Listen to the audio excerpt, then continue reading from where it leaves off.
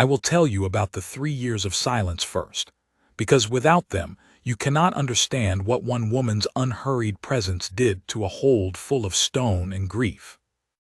My son Cale stopped speaking on the morning his mother was carried out of Veldenmoor's East Gate. He was 4 years old. He had been loud before that, laughing at the border wolves, demanding stories, pulling at my sleeve during council, and then, between one morning and the next, he simply closed. Not in the way of a child sulking, in the way of a door that has been shut and bolted from the inside, with no keyhole visible from without. The healers came first. Moon-touched women from the valley, old physicians from the southern chapter, a bone reader who had once brought back a man's voice after a war wound crushed his throat.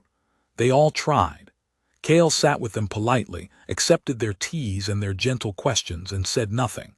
His eyes were not empty, that was the part that kept me awake. His eyes were full. He understood everything that was said to him. He simply chose, for reasons I could not reach, to answer none of it. My wolf understood less than I did, or perhaps more. It paced. It had been pacing for 3 years, and I had grown accustomed to the low, restless hum of it behind my ribs, not grief exactly, not rage, but a kind of waiting I had not consented to. I had loved Mara. I had lost her to a fever that moved faster than any healer could follow, and I had set my grief aside the way a king sets aside what he cannot afford to carry in daylight. I governed. I held the border councils. I reviewed the grazing agreements and the trade maps and the winter supply rosters, and I did all of it competently, because competence was what Veldenmoor required of me, and I had nothing else left to give it. My council, in their careful way, had begun to suggest a new match. I had begun, in my careful way, to ignore them. The storm came down from the northern ridges on a Tuesday in late autumn, the kind of storm that doesn't announce itself. It simply arrives, full weight, without the courtesy of a warning gale. The border guards closed the outer gate at midday.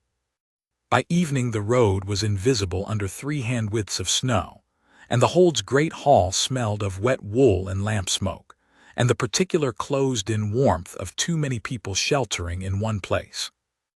There were 9 travelers caught at the gate that evening.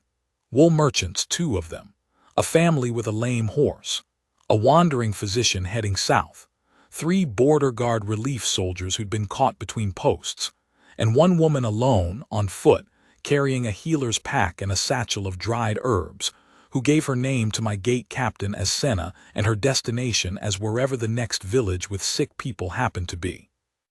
Aldrich, my gate captain, not a sentimental man, told me about her when he came to report the shelter arrangements. He mentioned her last as an afterthought. There's a drifter woman, my lord. No pack, no affiliation. She had a letter of passage from the Hollowthorn Village Council, but it's 3 seasons out of date. She says she's a healer. She had a border wolf eating out of her hand inside 10 minutes of coming through the gate, which is either proof she's what she claims or proof she's something stranger. I told him to give her a pallet in the hall and feed her with the others. He paused in the way that Aldrich paused when he thought I was making a decision without adequate information. She's already in the hold's east corridor, my lord. She asked if there was anything that needed tending, a sick animal, a wound, anything. One of the relief soldiers has a bad cut on his forearm. She's been cleaning it for the past quarter hour. Then leave her to it, I said, and went back to my border maps. I did not see her that night. I saw the evidence of her in the morning. The soldier's forearm, which Aldrich showed me during the early report, was clean bound and showed none of the redness that had been spreading the day before. A poultice, the soldier said, that smelled like pine and river clay and something else he couldn't name, and which had drawn the heat out of the wound by midnight. The border wolf that slept in the hold's outer corridor, a half-wild thing that my handlers had never quite managed to gentle, had, apparently, spent the night with its head on the woman's pack. I noted these things the way I noted everything, carefully, without conclusion. The storm held for 2 more days. On the second morning I saw her for the first time. I was crossing the hold's inner courtyard, a shortcut between the north tower and the council chamber, and she was crouched in the snow near the south wall, her pack open beside her, laying out herbs on a piece of oiled cloth to assess what the damp had gotten to. She did not hear me cross the courtyard. Or if she heard me, it did not prompt her to stand or introduce herself or perform any of the small choreographies of a person, aware they are being watched by someone important. She had dark, unhurried hands. She sorted the herbs with a precision that was not fussy, the movements of someone who had done this 10,000 times and found a quiet satisfaction in doing it well. Her hair was tied back under a practical wool wrap. Her coat had been mended in several places, well mended, the stitching even. She was not young in the way of a girl, not old in the way of the valley elders. She was somewhere in between, settled into herself, with the particular composure of someone who spends a great deal of time alone and has made her peace with it. I stood there for longer than was necessary. My wolf had gone very still. Not the restless, pacing stillness of the last 3 years. Something different. Something I did not have a word for yet, though the animal part of me knew it with an immediacy that was almost inconvenient. I walked on to the council chamber. I said nothing to her. That afternoon, without quite deciding to, I found an excuse to walk past the east corridor where the travelers were sheltering. Senna was there, cross-legged on her pallet, teaching the merchant's youngest child, a girl of perhaps 6, how to braid dried lavender into a small ring. The child was concentrating fiercely. Senna was patient in the way of someone who is not merely tolerating a child's slowness, but is genuinely interested in watching her figure it out. Kale's tower was directly above the east corridor. I had not thought of that until I was standing in the corridor doorway. I told myself it was coincidence and went back to my maps. On the third morning, the storm was beginning to lift, and I knew the travelers would be on their roads by afternoon. I found Kale standing in the doorway of his tower stair. He was in his sleep clothes still, bare feet on the cold stone, and he was looking down the corridor toward the east wing. He had not come down from his tower, uninvited in 8 months. I crouched to his level. Kale. He looked at me, those full, unempty eyes. He pointed with one small finger toward the east wing. "You want to come down?" He was already moving past me. I followed him. There was nothing else to do. He found her in the hold's kitchen, where she had apparently made herself useful. There was a pot of something on the fire that smelled of venison and root vegetables, and whatever she'd had in her herb satchel, and the 2 kitchen women were watching her work with the expressions of people who are not entirely sure how they got here, but are pleased to find themselves in this particular situation. Kale stopped in the kitchen doorway. Senna looked up from the pot. She looked at him with the same direct, unperformed quality with which she had sorted her herbs in the snow. No theatrical warmth, no soft-voiced coaxing, none of the particular gentleness that adults deployed at him like a tool they hoped would open a lock. She simply looked at him, the way you might look at someone you recognized from somewhere you couldn't quite place, and then she said, in a perfectly ordinary voice, "There's a wooden spoon that needs someone to stir. It requires concentration. I've been managing it myself, but I could use the help." She did not move toward him. She did not hold out her hand. She turned back to the pot and she waited. Kale crossed the kitchen in 6 steps and took the wooden spoon. He stirred. He did not speak. But he stirred with the concentration she had requested, and she narrated the cooking beside him in the same ordinary way she had offered the task, not talking at him, not asking him questions, just talking. The way someone talks when they're working alongside someone they've simply accepted as present. I stood in the kitchen doorway for 10 minutes. Then I went to find Aldrich. "The travelers," I said, "when they go, tell the healer woman that the hold can shelter her through the rest of the storm season if she wants the work. There's always sick animals on the border. She'll be paid." Aldrich did not say anything for a moment. My lord, he said carefully, the storm has mostly passed. I'm aware of that. So the storm season. Aldrich. Yes, my lord. He went to tell her. She accepted. She did not seem particularly surprised. She also, and Aldrich reported this with the careful neutrality of a man who has worked for me for 11 years. She said she would need access to the Hold's herb store, a corner of the east corridor for her workspace, and permission to take the border wolf for morning walks. I said yes to all three. What I did not say to anyone was why. She had been at Veldenmoor for 4 days before I understood that she was not trying. That sounds like a strange thing to say about a healer. Of course a healer tries. That is the entire point of a healer, but what I mean is this. She was not trying with Kale. Every person who had come to the Hold in the last 3 years with the aim of reaching my son had tried in one way or another to reach him, to unlock him, to coax him, to draw him out with particular warmth or patience or skill. Senna was not doing any of those things. She was simply present. She did her work. She was available to be near if he chose. She did not track his movements or calibrate her behavior according to where he was in the room. And Kale, who had retreated from every attempt to reach him, was following her like a shadow. Not closely, not clingingly. He kept his distance, the same door-frame distance, the watching distance he had maintained for 3 years, but he appeared wherever she was working.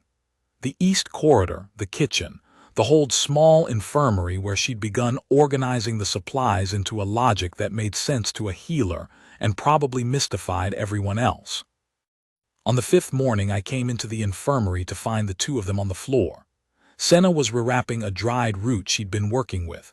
Kale was beside her, not touching but close enough that his shoulder nearly touched hers. She was talking quietly, steadily about the root's properties, where it grew, how you found it when the snow covered the ground, what it was good for and what it couldn't do. She was not talking to him in the way of a teacher. She was talking the way you talk when you're thinking out loud, and someone happens to be nearby. Kale was listening with every cell of himself. I could see it in his stillness. Not the closed stillness of the last 3 years, a different kind. Receptive, like a door that has been unbolted and stands not quite open but no longer locked. I should have left. I had council work. I had border reports waiting. I leaned in the doorway for 12 minutes. My wolf had stopped pacing. It was doing something I could only describe as listening alongside me, focused on her in a way that was not threatening, not territorial, something older than either of those things, and warmer and considerably more unsettling. I waited until Kale left the room. He went quietly, without apparent destination, which was unusual. Usually he went back up to his tower, and then I stepped into the infirmary. Senna looked up without surprise. Your root stores are in better shape than I expected for a border hold, she said. Someone organized them recently. The labeling is good. My last healer was thorough, I said. She left in the spring. To the Valley chapter. To a family, a husband, I believe. She nodded, unsurprised, and went back to the root she was wrapping. I stood there. I was not accustomed to finding it difficult to begin conversations. I was a king. I conducted 20 conversations a day, half of them disagreeable. Kale, I said. She looked up again, waiting. He hasn't, in 3 years he hasn't sat close to anyone. Not like that. She was quiet for a moment. Not the silence of someone choosing their words diplomatically. The silence of someone actually thinking. He's not broken, she said. I want to be clear that I don't think he's broken. He's a child who had something enormous happen to him and decided correctly that the world required something from him, speech, response, participation, that he wasn't ready to give yet.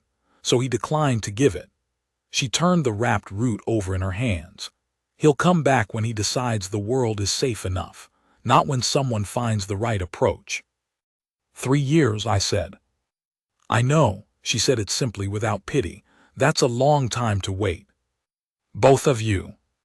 There was something in the word both that I was not prepared for. I had been thinking about Kale's silence as Kale's, as something that belonged to my son, something in him that was closed, something I was on the outside of. I had not, in 3 years, considered the way I was waiting alongside him. "I have counsel this afternoon," I said. "I know," she said again. "I heard the chamberlain calling it when I came past the hall this morning." She went back to her work. I went to my council. I could not have said that evening what had been decided at it. She stayed a week, then another. The border work was real enough. There were 3 wolves with winter coughs, a horse with a swollen fetlock that the hold's usual handler hadn't been able to bring down, and 2 of the border guards who'd been fighting off a persistent chest illness for most of autumn.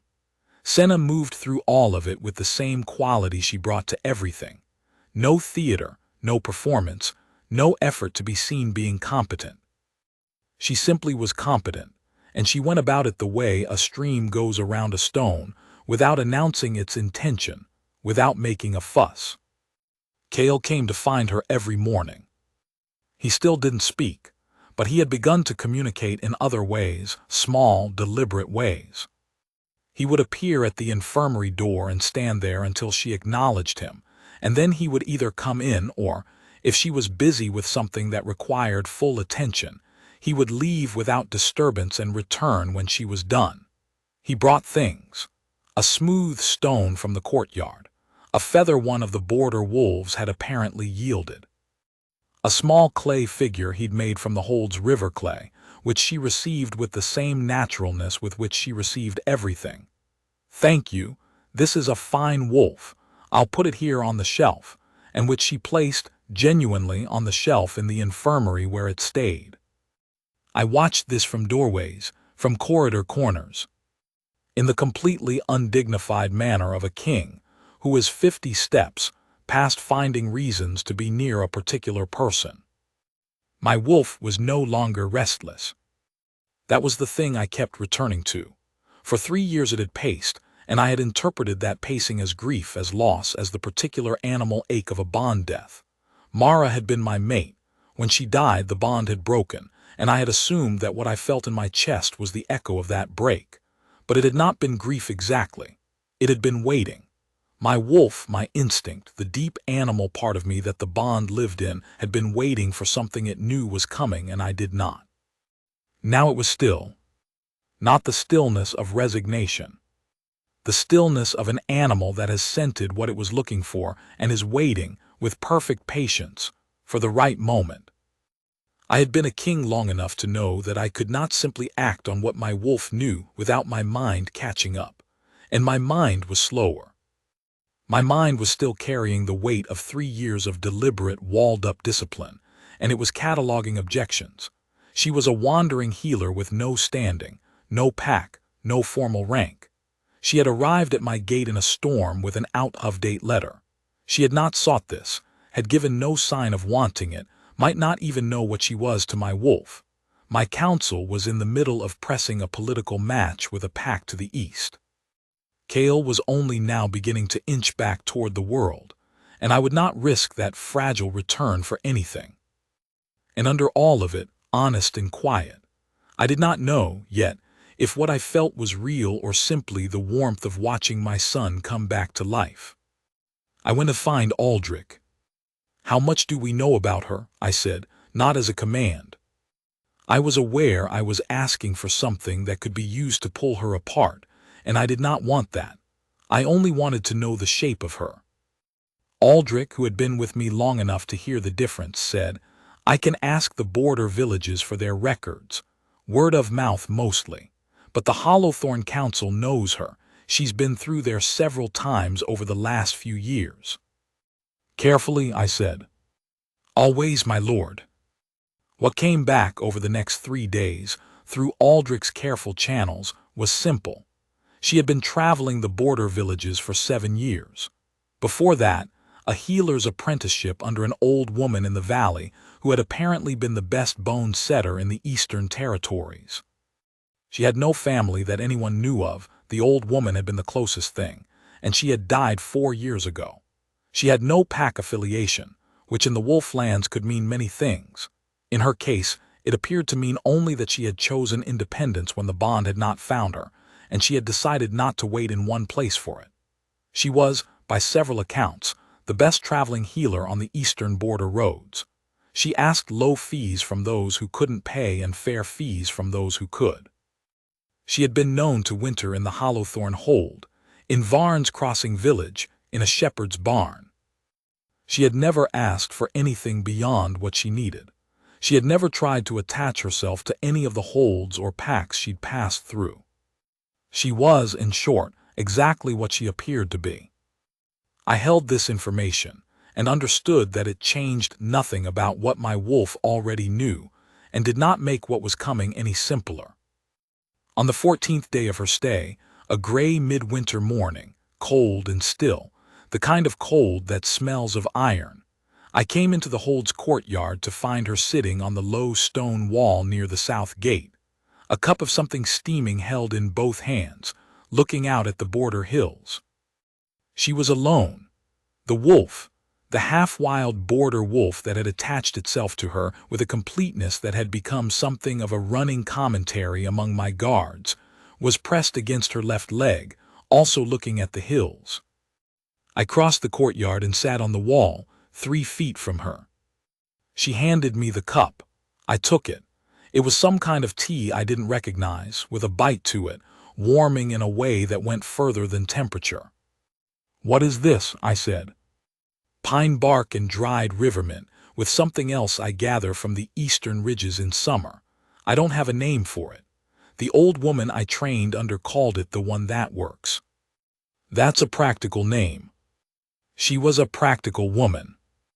We sat. The border wolf gave a long, contented exhale and put its chin on her knee. "You trained for 7 years, I said. She glanced at me. She had worked out, I think, that Aldrich had been asking questions. She did not seem disturbed by it. 6 years, properly. The 7th year she was dying, and I was running the work mostly myself. That counts, but differently. And then I left." She looked back at the hills. "There was nothing to stay for, no family, no pack waiting. I was good at the work and I liked the road, so I agreed." "You didn't have a healer after the spring." "I had the Hold's handler for the animals, and one of the border guards who does reasonable stitching. For anything complicated, I sent to the Valley chapter." "That's a long way in winter." "Yes. You should have a permanent healer." "I know." Silence, not uncomfortable. The particular silence of 2 people who have established that they can sit in it. "He said a word this morning," I said. I had not planned to say it here like this, but it was in me and it came out. She turned fully toward me. "Cale. He said a word this morning. I was passing his tower stair and he was at the top of it and he said," my voice did something inconvenient for a moment. I steadied it. "He said cold. He wanted the door closed because of the draft. It was one word. It was the first word in 3 years." She was quiet. Her hands had tightened slightly on the teacup. "He said it to you?" she asked. "No," I looked at her. "He said it toward the stair. He may have been saying it to you. You were in the kitchen below." Something moved across her face that she did not fully contain. Not pride, not triumph, something quieter than either. A kind of grief and gladness happening at the same time, for a child she had known 2 weeks and already cared for in the plain, unhurried way she cared for everything. "One word," she said. "One word." She handed me back the cup and looked at the hills. "He'll find more," she said. "He's been finding his way back. You can't rush that. I want to be clear, I haven't been doing anything to rush it, but you can't stop it either once it's started." "I know. You've been patient with him."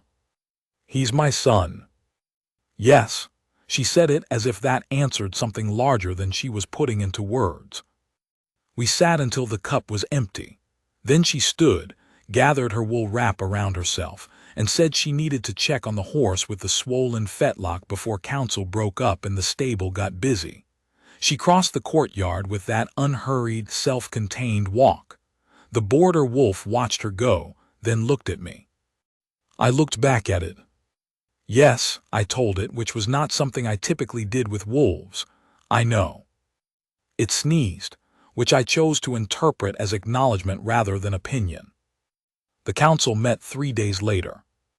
My council at Veldenmoor was 5 men and 2 women, advisors, my chamberlain, 2 of my senior pack elders, and they had the quality of people who had been patient for a very long time and were beginning to feel that patience had an end. The political match with the Denvor pack to the east had been waiting for my answer for 3 months. Lord Denvor had a daughter of good standing and a border agreement that Veldenmoor genuinely needed. My council had laid this out before me 7 times, more and less carefully, and I had neither refused nor agreed, which was its own form of answer and one that was running out of time. That morning before council, I had found Cale in the corridor outside the infirmary. He was sitting on the floor back against the wall, a carved horse in his lap. Through the infirmary door I could hear Senna talking. She was dictating to herself, apparently, a list of supplies she needed from the valley. She did this sometimes, a running quiet monologue of work, and Cale had taken to sitting close to the sound of it the way he had once sat close to the sound of his mother's voice. I sat beside him on the floor. He leaned against my arm. We sat like that for a few minutes, the 3 of us, him, me, the sound of her voice through the door, and I understood something that I had been circling for 2 weeks. The reason my wolf had stopped pacing was not only because of what Senna was to me. It was also because of what she was to him, and the 2 were not separate things. I went to council. Lord Hanwick, my chamberlain, the most direct of them, said within the first 10 minutes, "My lord, the Denvor match. We need your answer this week." I'm aware. The border agreement is considerable, and the lady is. I'm aware, Hanwick. Silence around the table. My lord, said Elder Vass carefully, the hold has been without a Luna for 3 years. Your son. My son, I said, is healing. Another silence, different in quality. We've noticed, said Hanwick equally carefully, that the traveling healer has been. She has been doing exactly what I hired her to do, I said, treating the hold's sick animals and keeping the border guards healthy. No one said anything for a moment. I was aware of exactly how little I was convincing them. I had been a king long enough to know what a council that has drawn a conclusion looks like, and my council had drawn one. It was, in fact, the same conclusion I had drawn, and I was doing a very poor job of pretending I hadn't. Bring a decision by week's end, my lord, said Hanwick gently, one way or another. I agreed and sent them out. I sat in the empty council chamber for a while after, looking at the border maps on the table, and I tried to be honest with myself in the way that kings, who spend a great deal of time being strategic, sometimes find difficult. The bond was real. I had felt it, and I knew what a bond felt like. The mate mark on my wrist, which I had carried for 16 years, which had been Mara's, and which had faded to a near-invisible silver line when she died, had, over the last 2 weeks, been warming. Not burning, not yet, but warming in the way of an ember given a little air. My wolf knew what this meant. I was choosing how quickly to let the rest of me know. The complication was not the political match, though that was real enough. The complication was that Senna had given no indication she knew any of this. She had not sought me. She had not performed warmth at me. She had accepted the work of the hold and done it well and sat on a wall and handed me a cup of tea and been herself, without any bid for more than that. Which was either because she didn't feel anything, or because she felt it and was afraid of it, or because she had learned, in 7 years of traveling alone, not to want things she didn't expect to receive. I did not know which it was. I needed to know before I did anything. I folded the border maps and went to find her. She was in the east courtyard, working with the border wolf on a recall exercise that the wolf seemed to find partially interesting and partially beneath its dignity. I watched from the gate arch for a moment, which had become my habitual way of approaching her, and tried to read what I could. She was not performing ease. She was easy. That was the difference I kept finding between Senna and every other person who had been in my hold in the last 3 years. What she showed was what she was. There was no performance of calm, no diplomatic warmth, no careful presentation of desirability. She was a woman who had spent a long time being exactly herself, largely for her own benefit, and the self she'd built was steady and warm and direct, and genuinely uninterested in impressing anyone. My wolf, watching this, made a sound that was difficult to describe, something between a confirmation and an ache. I walked into the courtyard. She looked up from the wolf. "He's almost got it," she said. "The recall. Another week and you'll have an actual trained border guard." "He's been managing the guards for 6 years without formal training," I said. "I'm not sure he'll accept the demotion." She almost smiled. The wolf, recognizing the change in the conversation's attention, flopped onto its side. I crouched beside it, ostensibly to check its winter coat condition, which needed no checking. I was playing for time and probably not fooling anyone, least of all myself. "Senna," I said. "My lord." "Wreath." I hadn't told her my name. She had not used it. She had used my title, which was technically correct, and which I had been increasingly aware of as a distance I had not invited. A pause. "Wreath," she said, trying it out. "I need to ask you something, directly." "All right." I looked at the wolf. "How long have you known?" A longer pause. When I looked up, she was watching me with the same direct, undeflecting quality she brought to everything, and there was something in her expression that was neither surprise nor performance. It was the expression of someone who has been holding a thing carefully and is not entirely sure what to do when it's named. "I wasn't certain," she said. "I wondered. From the second morning when you came through the courtyard and stopped." I stopped. For a long time. A slight shift in her voice, something that might have been dry humor or might have been honesty. I told myself it was coincidence. "And then you gave me the work and I told myself that was Kale, which was," she paused, "partly true." "Only partly." "Only partly," she said. I stood up. The wolf stayed where it was, an unsubtle commentary in brown and gray fur. "The mark on my wrist has been warming," I said. "For 2 weeks. I wanted you to know. Not as a claim, I want to be clear about that, as information, because you should have it." She was quiet for a moment. Then she looked down at her own hands, and I saw it then for the first time. A faint luminescence on the inside of her left wrist, barely visible in the winter morning light, the pale early gold of a bond that was finding its way. She had been covering her wrists, I realized. Her sleeves were always long. She had known, and she had been not hiding it exactly, waiting to be sure.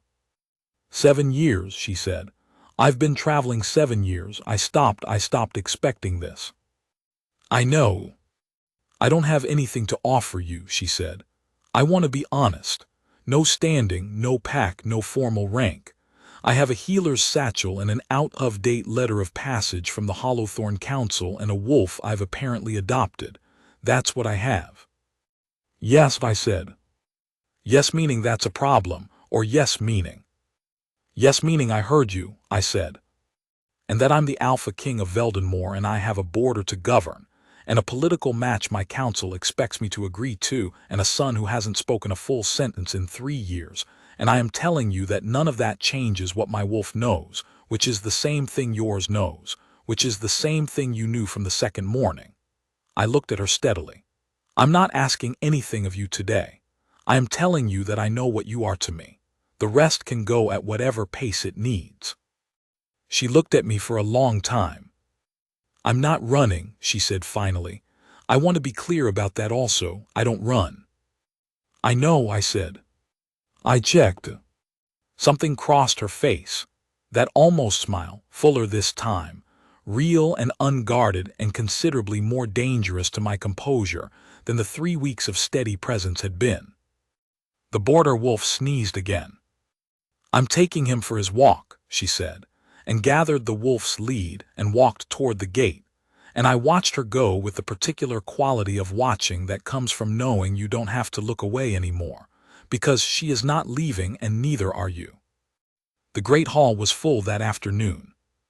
My council had called a formal meeting, the kind with the pack elders seated along the south wall and the chamberlain at the high table and the border captain standing, and they had done this, I understood, because the weekend decision on the Denver match had become, in their calculus, this afternoon's decision. They were not wrong that it had been put off long enough. They were simply about to be surprised at the direction it fell. I had come in through the west door and taken my seat at the head of the long table, and the chamberlain was beginning the formal recitation of the Denver proposal's terms. It was a good proposal, I would not pretend otherwise, when the east door opened. Not Senna, not who I was expecting. Cale. He was dressed, which was more than he had managed for some council mornings. He had his good gray wool on, the one that had been his mother's choice, and his hair was combed. He walked into the great hall with the particular deliberateness of a small person who has made a decision and is carrying it out. The hall went quiet in the way halls go quiet when something unexpected is happening, and everyone has agreed without speaking to pause and see what it becomes. He crossed the floor. He walked past the council table. He walked past the pack elders on the south benches. He walked past the high table where the chamberlain stood with the Denver papers in his hands. He walked to where Senna was standing in the hall's side archway. She had come in, I realized, from the west corridor. She had seen the hall full and stopped, uncertain whether to come in or retreat.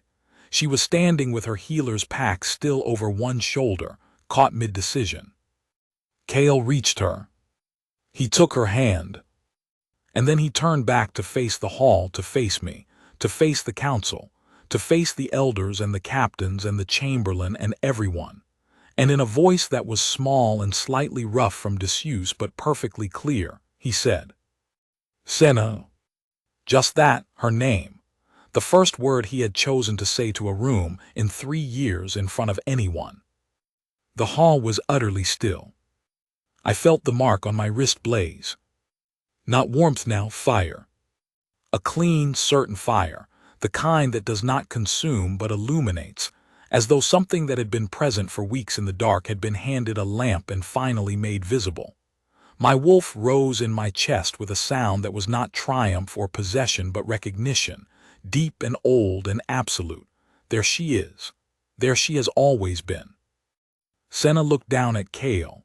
Her face had done something complicated and then settled into something simple. She crouched, still holding his hand so she was at his level, and she said quietly, "Hello." He leaned against her. I stood up. The hall, already still, somehow went more still. I walked around the council table. I walked the length of the hall. I stopped in front of her. She had straightened as I approached, still holding Cale's hand, and she looked at me with those direct, undeflecting eyes that had been looking at me honestly for 3 weeks and were looking at me honestly now. I held out my left wrist. The mark blazed on it, not a faded silver line now, but living gold, the bond mark fully alight for the first time since I had received it at 16 years old, and it was hers. It had been finding its way to hers for 3 weeks, and now it knew. She looked at it. She pushed up her own left sleeve. On her wrist, the same answering gold, growing brighter as we stood there, as though both marks were looking at each other across the small distance between us and remembering what they were. From behind me, I heard Lord Hanwick draw a slow breath. He was not a sentimental man, but he was a pack elder who had lived long enough to recognize a bond blaze when he saw one, and he understood what it meant for the Denver proposal. I would make him a trade agreement instead. It would serve the border as well. We would work it out. Before this council, I said, loudly enough for the room, and before the pack elders and the captains of Veldenmoor, she is my fated mate. Her name is Senna. She is the bondhold's own, recognized by the mark and by the wolf and by every tradition this hall has ever honored. I looked at her, only her, lowering my voice to something that belonged to the two of us and to Cale between us. "You said you don't run." "I don't," she said. "Then stay." She looked at me, and then she looked down at Cale, who was watching both of us with eyes that were full in the old way, the full because of something good way, not the full because of loss way, and then she looked back at me. "Yes," she said. No performance, no flourish, just yes in the direct, unhurried way she said everything. Behind us, the hall began to breathe again. The chamberlain, to his credit, was on his feet quickly. Pack elders are trained to manage moments of sudden protocol shift, and Hanwick, who had been pressing me toward the Denvor match for 3 months, stood and said formally, "The bond is recognized," in the voice of a man who has accepted a surprise and decided to be graceful about it. The elders on the south bench followed. The captains went to one knee, as tradition required. The half-wild border wolf, who had apparently followed Cale in through the east door at some point during all of this, sat down heavily in the center of the hall and looked at nothing in particular with the air of a creature whose opinion has been correct all along, and who is now simply waiting for the humans to catch up. I did not rush what came after. There was council business, the Denvor question to be formally closed, the bond to be recorded in Veldenmoor's pack ledgers, the protocols my chamberlain would need to observe. And Senna and I let it happen around us while Cale stood between us and held both our hands, and that was its own kind of ceremony, one that no tradition had written down because it was too specific to be general. When the hall finally cleared, the elders going to their evening business, the captains to their posts, Hanwick to his paperwork with the expression of a man who had several revisions to make, the three of us were left near the west archway in the particular quiet that follows something large. Cale looked up at me. "Hungry?" he said. The second word, clear as the first. Offered to both of us, requiring both of us to respond. Senna looked at me over his head, and there was that smile again, full and unguarded, and also a little bit helpless, in the way of people who have been handed something they'd stopped hoping for. "Well," she said, "I expect the kitchen can manage that." That winter was long. The northern storms came in waves through the end of the cold season, and Veldenmoor sat under snow for 11 more weeks, and the hold was full in the way that holds are full when the border is closed, and everyone is making do with the company they have. It was not bad company. Cale found words the way a dam finds cracks, one, and then another, and then a small but undeniable flow. He did not flood into speech all at once. That was not who he was. But the silences grew shorter and the words grew more frequent, and by the time the first thaw came, he was holding full, short conversations, mostly with Senna, sometimes with me, occasionally with Aldrich, who received this development with a composure that entirely failed to conceal how moved he was. The border wolf became, as Senna had predicted, a reasonably functional border guard, capable of recall commands and hand signals and the basic work of a perimeter wolf. My handlers, who had been trying to domesticate it for 6 years, did not ask how she had managed it. I think they were afraid the answer would be something too simple and too humbling. Senna did not change. That was what I found myself most grateful for when I thought about it. She did not become more formal, or more careful, or more aware of herself in the way that people sometimes become when their circumstances change. She remained exactly who she had been in the snow with her herbs, direct, unhurried, warm without performance, applying the same quality of attention to a hold wolf's winter cough as she did to everything else, which was the quality of someone who believes that the thing in front of her is worth her full presence, whatever it happens to be.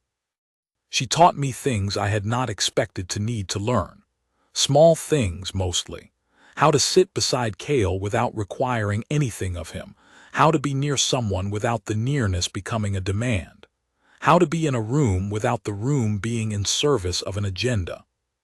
How to drink tea on a wall and look at hills, and let that be sufficient.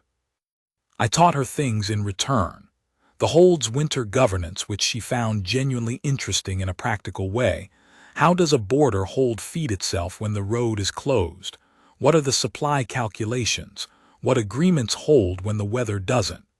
The pack's traditions, which she had never been told and which were hers now by right. How to ride. She had always walked the border roads, and she learned to ride with the same practical patience she brought to everything, without drama, with the occasional dry comment that made my horse appear to reconsider its opinion of her.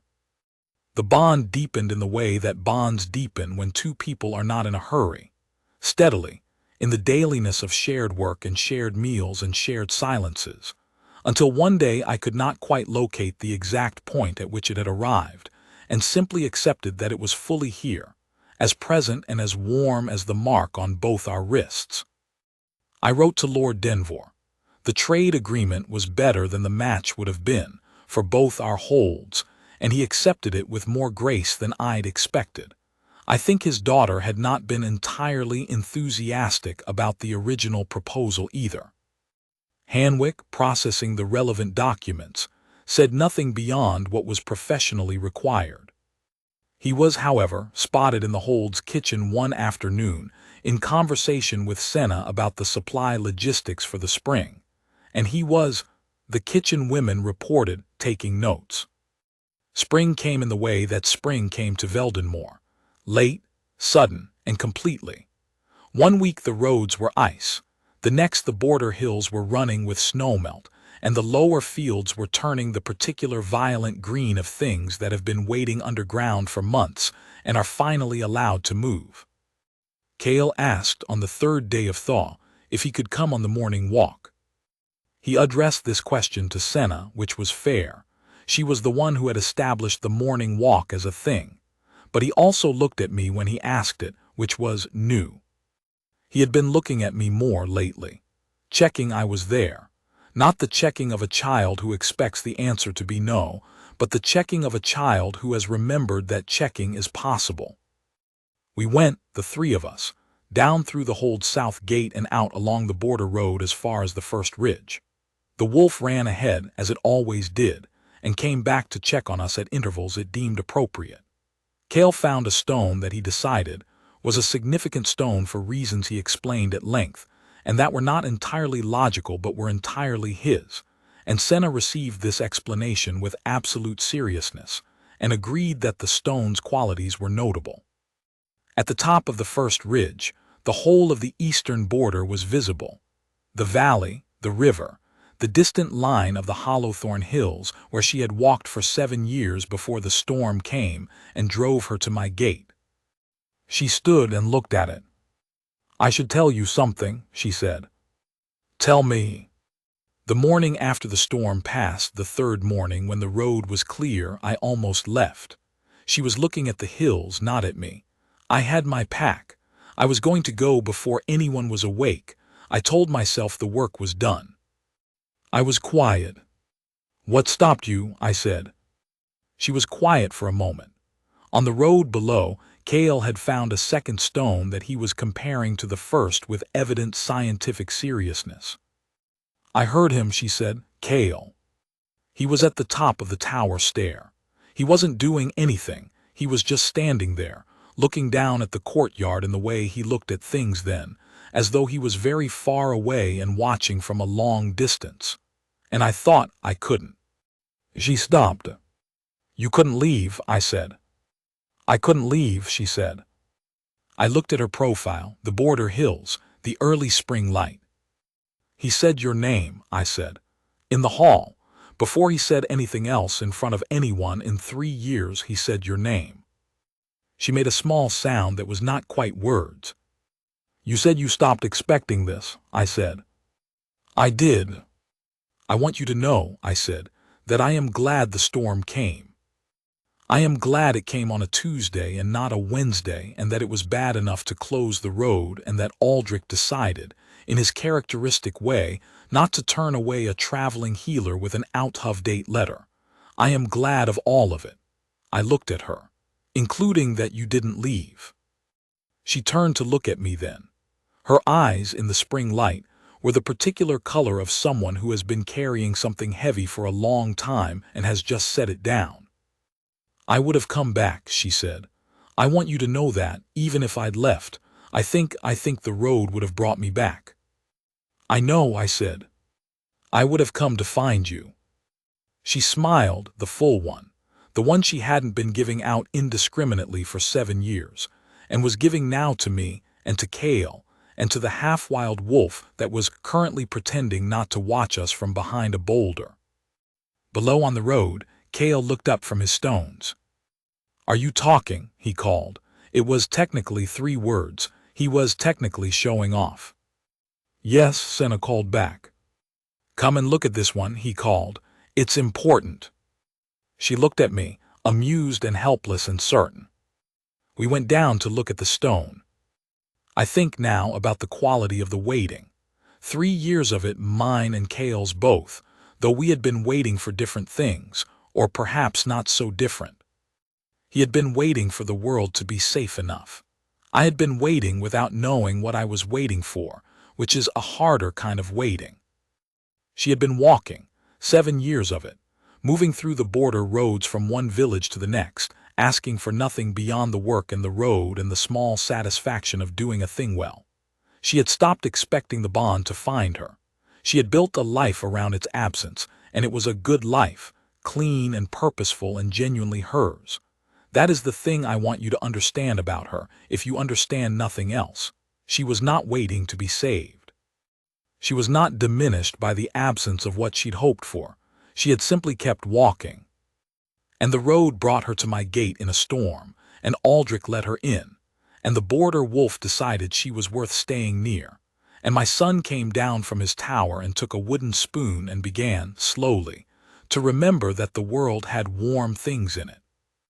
The mark on my wrist is the same living gold it blazed to in the Great Hall. It does not fade. I am told that is unusual that bond marks settle into a comfortable warmth after the first months, present but quiet. Mine has not settled. I think it will not.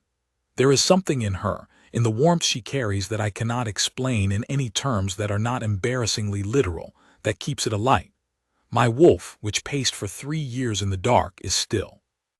It has been still since a Tuesday in late autumn when a woman with an out-of-date letter sorted herbs in the snow in my courtyard, and did not notice she was being watched, or noticed, and chose not to perform. Cale speaks in full sentences now. He argues.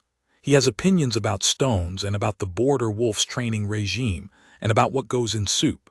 He has an opinion about the spring trade arrangements that is not entirely uninformed, which I find both alarming and familiar. He calls her by her name, and he calls me by my title when he wants something and by no title at all when he doesn't, which is the most I could have asked for from any of it, and more than I knew to hope for. She asked me, last week, whether I thought the Hollowthorn village still needed a regular healer. I said the hold needed one more than Hollowthorn did. She said that was convenient, since the hold was closer to the eastern herb ridges. I said yes, and I was watching her face, and she was smiling at the hills. The road healer found me at the bottom of the storm. That is all there is to say about the shape of it. The storm came, and she came with it, and the rest of it, Cale's voice, the marks blaze, the spring along the border road, grew from that the way green things grow from ground that has been waiting long enough under the snow. The waiting was over. We went to look at the stone.